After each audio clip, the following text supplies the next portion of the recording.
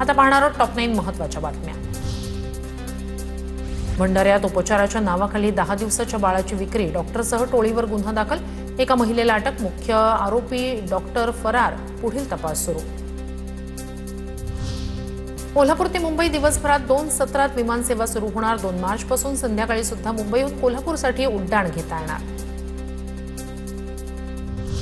अहिल्यानगरमधील सौंदाळा ग्रामपंचायतीचा ऐतिहासिक निर्णय, जातमुक्त गाव ठराव एकमुखी संमत, गावकऱ्यांचा माझी जात मानवचा नारा, सोशल मीडियावरील संदेशांना गावकरी थारा देणार नाहीत।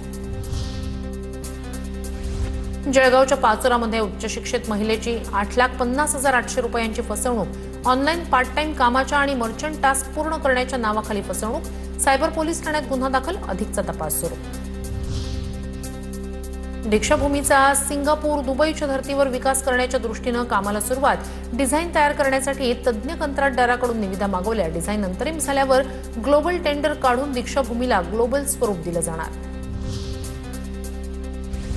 जळगावच्या सराफा बाजारात सोन्याच्या दरात 500 रुपयांची वाढ, चांदीच्या दरात 1,000ची घसरण, सोनं जीएसटीसह 1,60,680 रुपयांवर, तर चांदीचे दर जीएसटीसह 2,72,950 रुपयांवर।